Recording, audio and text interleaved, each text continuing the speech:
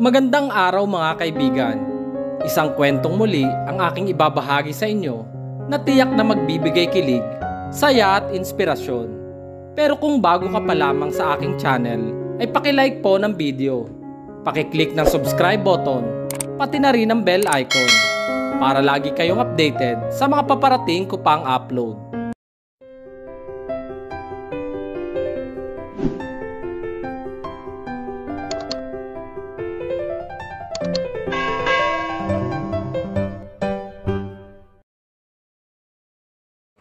James Personover voice. Captain Sandoval, in my office now. Matigas na sabi ng superior ko na si Chief Inspector Major Nicolas Guerrero. Galit kasi ito dahil sa katatapos lamang na isinagawa naming buy-bust operation sa isang planta ng droga sa Pasay kung saan ay talamak ang produksyon nito ayon na rin sa nakalap ng informant ko na si Greg. Seryoso ang mukha na iniwan ko ang team ko sa meeting room kung saan naganap ang report namin sa naganap na operasyon. May mga nasabat na droga ang team ko at mga explosive na mga bomba. Bukod pa roon ay marami kaming nasamsam na mga matataas na kalibre ng mga baril na maging kaming mga alagad ng batas ay walang kakayahan na magmay-ari ng ganoong uri ng armas. Isang katok sa pinto ng opisina ni Sir Guerrero ang ginawa ko bago ko narinig ang utos nito na pumasok ako sa loob kung saan siya nandoon. Sir, salud ko dito sabay taas ng kamay. Carry on. Matigas na sabi nito. Alam ko na galit ito dahil nakunan ako ng video ng media na nakasunod sa amin kung paano kumuntika ng mapatay ang leader ng sindikatong nahuli namin. I'm so disappointed with you, Captain. Isang kahihiyan na ginawa mong pananakit sa suspect natin. Baka nakakalimutan mo na alagad tayo ng batas at may batas na huhusga sa kanila. Hanggat hindi napapatunayan ang aligasyon laban sa mga suspect ay hindi natin sila pwedeng tawagin na kriminal. Galit na bulyaw nito sa akin. Hindi ako umimik at matama na nakikinig lamang sa kanya.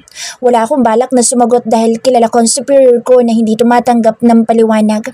Kung bakit ba naman kasi inabot ako ng init ng ulo matapos magtangka na tumakas ng suspect na nahuli ko kanina na nabaril ko ito sa hita at nasapak. Nasikmuraan ko ito na siya namang nakuhanan ng media na basta na lang nakapasok sa restricted area kung saan ako nandoon. Wala pa naman pakundangan ng mga reporters kung gumawa at humabi ng kwento. Heto tuloy ang resulta, nasabon ako ng superior ko at wala akong magawa kundi ang manatiling nakabukas sa mga mata at tenga habang tikom ang bibig. Tumawag ang chief superintendent natin sa Camp Crame. Pinapasibakas tungkulin mo dahil sa skandalo na kinasangkutan mo. Wala akong magagawa kundi sundin ang order, kaya ililipat kita sa highway patrol group. Tanging yes sir lamang ang sinagot ko dahil alam ko na hindi ko pwedeng baliin ang order na nakatataas sa akin. Maging leksyon sana sa iyo ang bagay na ito, Captain. Hindi sa lahat ng oras ay pinapairal mo ang init ng ulo mo. Pangaral pa nito. Alam ko na naging malaking issue ang ginawa ko dahil lumabas sa media ang balita na isa umano itong video ng police brutality. Bagay na kinundana ng hanay ng kapulisan dahil matindi ang ginawa na paglilinis sa pangalan ng buong departamento sa buong bansa. Ang resulta ay naging mainit na issue ito habang ginagatungan ng kung sino para madiin palalo ako at masira ang pangalan ko. Sa ilang taon ko na sa serbisyo ay marami na akong nakabangga. Mga taong naghihintay ng pagkakataon na gaya nito para mapabagsak ako. Mga masasamang nilalang na nasagasaan ko at paghihiganti ang pakay sa akin. Marumi ang mundo na pinasok ko. Puno ng mga masasamang tao ang paligid ko na halos araw-araw na lang ay nakakabangga ko. Hindi sila maubos-ubos bagkus ay mas dumarami pa sila. Talo pa ang virus ng mga kriminal na nahuhuli ko. Mabilis silang dumami na naghahasik ng kasamaan sa mundo. Kahit kailan hindi ko pagsisisihan ang ginawa ko dahil kulang pa iyon na kabayaran sa lahat ng krimen na ginawa nila sa lipunan. Dapat nga kinitil ko na mismo ang buhay ng kumag na iyon. Dapat hindi ko na siya binigyan ng pagkakataon at baka sakali pa nakatanggap-tanggap ang parusa na ibinigay sa akin ngayon. Isang kahihiyan sa tulad ko ang mapunta at magbantay ng trapiko sa kalsada maghapon. Minalas lang talaga ako kaya heto wala akong magawa kundi lumipat ng departamento. Sir, ililipat ka raw? Tanong ni P.O. Suarez. Isa siya sa matapat at pinagkakatiwalaan ko na tauhan. Oo, nasibak ako eh. Kibit-balikat na sagot ko sabay kuha ng mga gamit ko sa opisina ko na halos 2 taon rin na ginamit ko. Sir, isama mo na lang po ako. Tiwala ako kung kayong kasama ko sa team, sir. Pakiusap nito. Sa bagay, alam ko na malungkot ang team na hawak ko na aalis ako at iiwan sila dito. Pinahalagahan ko ang grupo ko na laging inuuna ko ang seguridad nila sa bawat lakad at operasyon na ginagawa namin. Ito ang dahilan kaya walang makatibag sa grupo ko na kinaiinggitan ng maraming team. Marami ang sumubok lumipat sa amin pero mas pinili ko na manatili ang miyembro ko dahil fully trained na sila at malaki ang tiwala ko sa bawat isa sa kanila. Nakakalungkot na aalis ako at iiwan ko sila sa pagkakataon na ito. Gustuhin ko man na isama sila, hindi maaari at ako lang ang nasibak at inilipat ng destino. Ayos lang yan, magkikita-kita pa rin naman tayo ulit. Sandali lang ako doon at sisiguraduhin ko na makababalik din ako agad dito. Hindi ako magtatagal doon dahil mainit at masusunog ako sa kalsada. Nakangisi na sabi ko sabay tapik sa balikat nito dahil tapos ko nang samsamin ang mga gamit na ngayon ay hawak ko. Naabutan ko sa labas ang mga tauhan ko na malungkot ang mga mukha na naghihintay sa paglabas ko. Sir, magkakasabay na saludo ng mga ito sa akin na tinanguan ko. Hawak ang kahon ng mga gamit ko ay nagpaalam ako sa mga ito. Mabigat ang hakbang na lumabas ako ng pintuan ng presinto kung saan ilang taon nang naging opisina ko. Alam ko na may mga tao sa likod ng pagkakatanggal ko sa pwesto.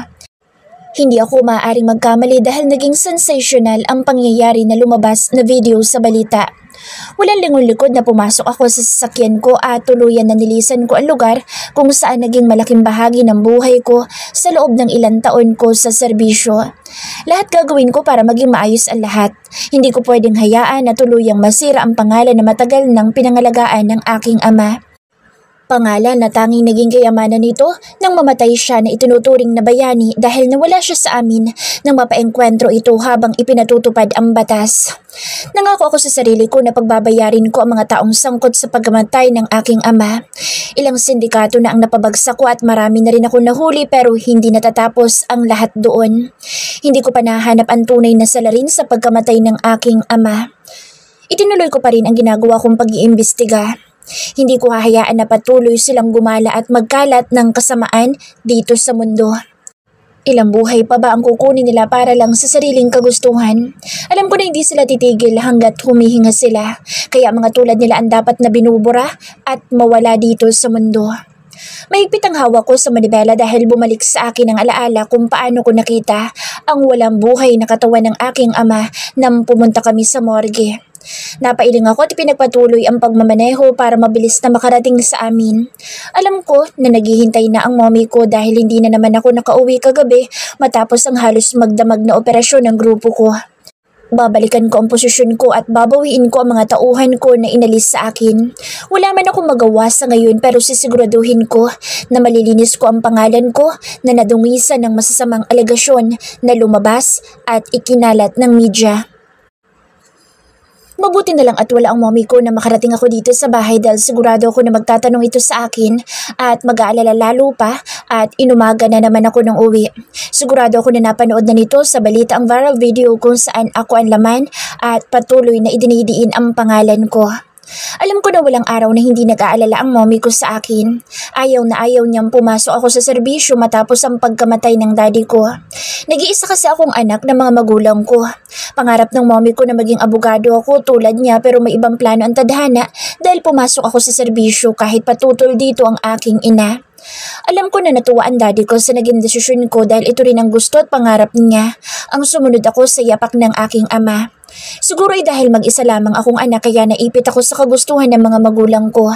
Pero dumating ang araw ay namili ako at pinili ko na tahakin ang daan kung saan mas lamang ang kagustuhan ko. Pumasok ako sa academy at naging pulis ako. Dahil maganda ang records at achievements ko na makapagtapos ay naging mabilis ang promotion ko.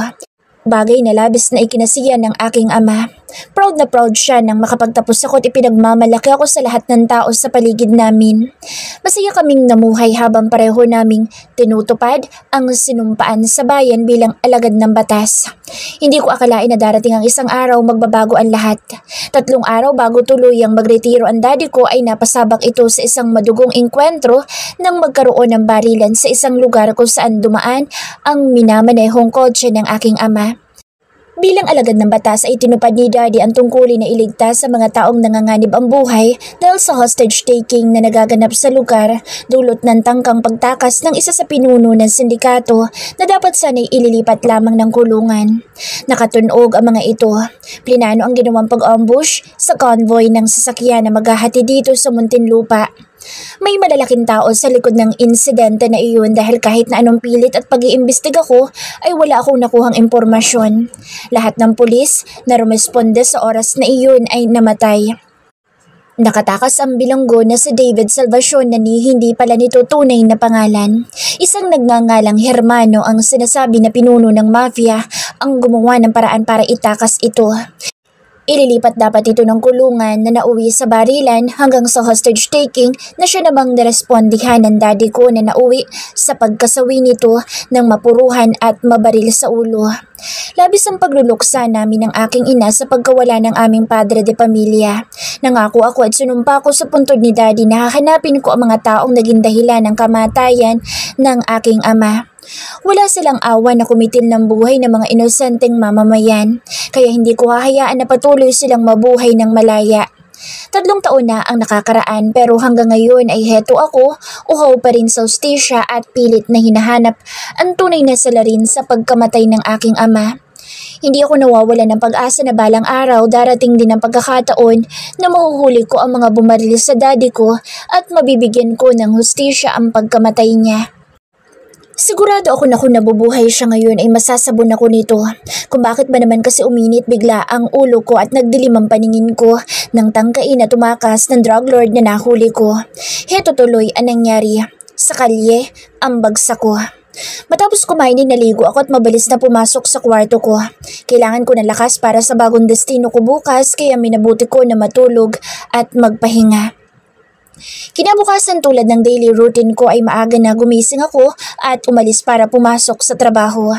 Dala ang transfer letter ko ay tumungo ako sa Highway Patrol Department dito sa Pasay. Walang pakialam sa mga taong nakasalubong ko at seryoso ang muka na pumasok ako sa opisina ng superior na nakapangalan sa transfer and release letter na hawak ko. Ilang magkasunod na katok bago ako pinapasok nito. Nadatnan ko itong kabababa lamang ng hawak na telepono at mabilis na tumayo nang makita ako. Good morning, sir. Magalang na bati ko sabay abot dito ng papel na hawak ko. Agad naman na inabot nito at seryoso ang mukha na binasa ito at pinirmahan. Welcome to our department, Captain. Sabi nito sabay lahad ng kamay para makapagkamay sa akin. Mukhang mabait at magalang ang senior officer na kaharap ko kumpara sa dating superior ko sa investigation department na hawak ko dati. Kilala kita, Captain. Alam ko ang capability mo at natutuwa ko na napunta ka dito sa departamento ko. Kailangan ko isang tulad mo dahil hindi ko may kakaila ang talamak na korupsyon ng mga traffic enforcement natin. Malaki ang magagawa mo para mapatino mo sila. May tiwala ako sa kakayahan mo. Nakangiti na sabi nito nang bitawan ng kamay ko. Salamat po, sir. Nakangiti na rin na sagot ko. Magaang kausap ang opisyal na kaharap ko. Mukhang hindi ako magsisisi na nalipat ako ng destino dito.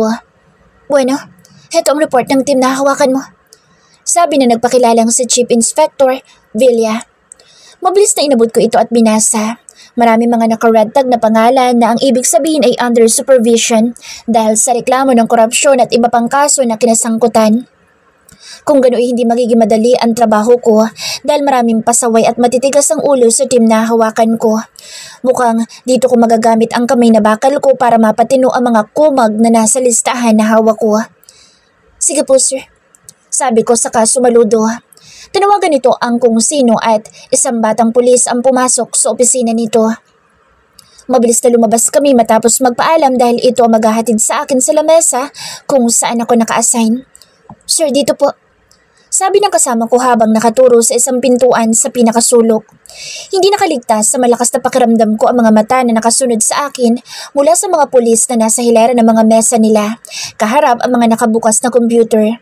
Sanay na ako sa mga ganitong tingin kaya seryoso ang mukha na pumasok ako sa maliit na opisina na nakalaan para sa akin.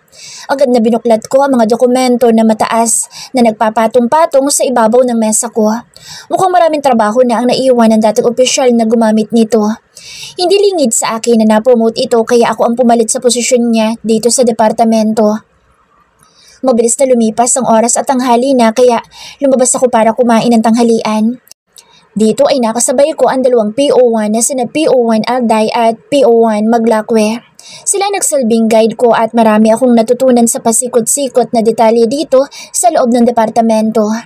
Alas 3 na ng hapon nang nagpasya ako na lumabas ng opisina ko. Kasama si PO1 Alday na tinungo namin ng isang kalye kung saan marami kaming traffic enforcer na naka-assign dahil na rin sa matinding traffic dito sa hapon. Sa lubong ang kilay ko sa naabutan kong tagpo ng mga pulis na nasasakupan ko. Naglalaro ng mga baraha ang mga ito habang ang iba'y nakahubad pa ng uniform na ngayon ay nakapatong sa likod ng plastic na upuan sa ilalim ng tulay. Para mga lasenggo lang at tambay sa kalye ang mga itsura ng mga ito, lalo na't nakasampay pa sa balikat ng iba ang hinubad na pang-itaas na uniforme. Isang tikhim ang pinakawalan ko pero tila mga bingi at bulag ang mga nasa harap ko na lahat ay nakafocus sa barahang hawak na tila ayaw pastorbo. Sa inis ko'y hinablot ko ang mga baraha na hawak ng dalawang malapit sa akin habang nagsitayuan naman ang 5 pa na pare-parehong nagulat sa ginawa ko. Sino ka ba't ang lakas na loob mo na makaalam sa amin? Singhal ng mataba at may katandaan na pulis sa dulo. Tarantado palang isang ito, pakalimero, nakakalalaki ka. Hindi mo ba ako kilala? Galit din nabanat ng isa sabay bunot ng baril pero bago pa nito may angat ang baril mula sa tagiliran ay nasipa ko ito na naging dahilan ng pagtilapon ng sandatang hawak nito. Mabilis na nalapitan ko ito at hinablot sa kwelyo niya lalo ikinagulat ng mga kasama nito. Hindi ito nakakapalag ng isang malakas na suntok ang pinakawalan ko na tumama sa sikmura nito na naging dahilan para tumiklop ito at paluhod na bumagsak sa lupa. Tarantado kayo! Nagagawa niyo magsugal habang oras ng trabaho? Sigaw ko na ikinatahimik ng mga kasama nito na kanina lamang ay akmang lalapit para tulungan ang kasama na hawak ko. Sir, tama na po. Awat ni PO1 Alday mula sa likod ko. Mabilis na binitawan ko ang patola na pulis na sinuntok ko at tumayo ng tuwid. Seryoso ang muka at matapang na tiningnan isa-isa ang mga pulis na naabutan ko na ngayon pare-parehong natigilan at namumutla sa sulok. Sigurado ako na sa mga oras na ito ay kilala na nila kung sino ako at ano ako dahil sa ranggo na nakakabit sa uniforme na suot ko. Kayo, makinig kayong lahat. Gigil na bulyaw ko sabay duro sa mga ito. Sa susunod na maabutan ko kayo na hindi nyo ginagawa ng matino mga trabaho nyo at nagsusugal kayo gaya nito, ay sa kangkungan kayong lahat pupulutin. Namumula sa galit na sigaw ko. Ikaw, hindi pa tayo tapos. Matalim ang mata at seryoso ang mukha na turo ko sa lalaking bumurot ng baril para tutukan ako kanina. Kita ko ang pagkawala ng kulay sa mukha nito pero wala akong pakialam. Sanay na akong sumindak ng mga pasaway na tauhan kaya naman marami ang tumino sa dating departamento na hawak ko. Mabilis na inabot at sinuot ng mga pulis na naabutan ko ang nakasampay na pang-itaas na uniforme sa balikat kahit pa kaharap ako. Bilisan talaga nila dahil isang maling kilos at galaw nila na hindi ko magugustuhan ay tatamaan sila. I'm not Captain James Sandoval for nothing, kaya humanda ang mga pasaway na pulis na gaya nila dahil hindi ko sila sasantuhin. Hindi naging mahirap para sa akin ang mag-adjust sa departamento na nalipatan ko. Kahit marami ang tigasan at pasaway ay unti-unting nagbago ang performance ng mga pulis na nakasama ko sa team ko. Masasabi ko na tagumpay ang unang bahagi ng misyon na ibinigay sa akin ng superior ko dahil naging maganda ang resulta ng training at mahigpit na performance checking na ginawa ko. Walang araw na hindi ako pumupunta sa area kung saan sila naka-assign. Bigla ako sumusulpot kaya naging alerto ang mga tauhang hawak ko sa takot na maparusahan ko. Marami na akong napalambot at kasama na ang ibilad sila sa arawan habang naglilinis ng kalsada. Hindi nakakababa ng dignidad ang ganitong parusa, bagkus ay tinutuwid sila na magkaroon ng mataas na moral. Epektibo ang ginawa kong technique kaya naging maayos ang takbo ng trabaho namin. Marami din ang mga driver ng taxi at jeep na dumadaan sa area of responsibility ko ang nagpapasalamat sa nakita at nararamdaman na pagbabago. Nawala daw kasi ang kotong na siya nilang malaking problema sa araw-araw na biyahe sa mga lugar na hawak ko. Kasalukuyan kami nagbabantay dahil may radyo sa amin at tip mula sa command base namin na posible na dito dumaan sa lugar namin ang hinahabol na carnopper ng mga sasakyan. Naglagay kami ng barikada para sa checkpoint at iniisa-isa namin ang bawat sasakyan. Sa unay maayos naman ang lahat hanggang sa may mga nakita akong violation ng ilang driver kasama na ang pagmamaneho ng lasing na lasing at may ilan na amoy droga pa sa loob ng sasakyan na mukhang doon pa naganap ang singhot session ng mga nahuli namin. Isang pulang Ferrari ang pasadsad ang gulong na tumigil sa harap ng checkpoint na ginawa ng grupo ko. Sigurado ako na mabilis ang takbo ng sasakyan na minamaneho ng kung sino at biglang preno ito nang makita ang harang sa daraanan nito. What's wrong with you guys? Didn't I told you? If you want money, I'll give you. Just name your price and let me go. Mataray na bulyaw ng babaeng kausap ng isang pulis ko habang nagtatalo ang mga ito. Anong problema? Tanong ko na makalapit ako. Kunot ang noon na bumaba ang tingin ko sa mataray na mukha ng babaeng nakataas ang kilay sa loob ng sasakyan. Sir, hinihingi ko lisensya pero tinirayan ako. Tinatanong pa kung magkano ang bayad sa atin para pakawalan natin siya. Sumbong ng pulis na siyang nag-handle sa mataray na babaeng nakabusangot sa loob ng sasakyan. Tumango ako at yumuko para mas makita ko ang mukha ng babaeng walang pakundangan kung presyuhan ang dignidad naming mga pulis. Alam ko na sa kilos nito ay hindi maikakaila na anak mayaman ito, lalo pa at mamahalin ang sasakyan na dala nito. Nasaan ang driver license mo? Seryoso na tanong ko habang nakatitig sa mga mata nito. Nakita ko ang pagsalubong ng kilay nito at paghaba ng nguso. Ang kulit nyo naman! Ang tatanda nyo na pero hindi kayo makaintindi. Maarte na sabi nito sabay ikot ng mata sa akin. Anak ng pusa, kahit gaano kayaman ang isang ito kung ganito ang pag-uugali, hinding-hindi ito makakaligtas sa akin. Huling beses na tatanungin kita, nasaan ang driver's license mo? Akin na. Sabi ko sabay lahad ng kamay. Look, mamang pulis, it's 4 in the morning. I'm so sleepy and tired. I wanted to rest body. Let me settle things here. I don't have my license with me right now and whether you accept my reason or not, I have nothing to present. Sagot nito na proud pa na walang maipakita na lisensya pero ang lakas ng loob na magmaneho. Baba! Utos ko. Why would I go down? Here. Abot ito sa akin ng ilang lilibuhin na hawak. I guess this is enough. Parang walang pakialam sa mundo na sabi pa nito. Tiimbagang na inangat ko ang kamay ko at ipinasok sa loob ng bintana nito. Laking gulat ng babaeng kausap ko nang hawakan ko ang pulsuhan nito ng mahigpit kaya hindi ito nakagalaw nang pindutin ko ang unlock button ng pintuan ng sasakyan at mabilis na nabuksan ang driver's seat na pinto ng sasakyang dala nito. Siguro dala ng gulat at pagkabigla kaya napasigaw ito. Kasalanan niya dahil sinagad niya ang pasensya ko. I'll call my lawyer now. Damn you! Gigil na bulyaw nito habang pilit na hinihila ang kamay sa mahigpit na pagkakahawak ko. Go! Do it! Call your lawyer! Nakangisi na sabi ko sabay abot sa susi ng sasakyan nito. Sa presinto ka na magpaliwanag. Sakay! Sabay tulak ko dito sa loob ng mobile na dala ng tropa ko. Wala itong nagawa na ipasok ko ito sa backseat ng mobile car na dala namin. Panay ang bulyaw at sigaw nito sa akin pero wala akong pakaalam na naupo sa tabi nito. Kapag hindi ka tumigil, kakadada mo, lalagyan kita ng posas at itatali kita dito sa likod. Pananakot ko dito. Kita ko ang panlalaki ng mga mata nito.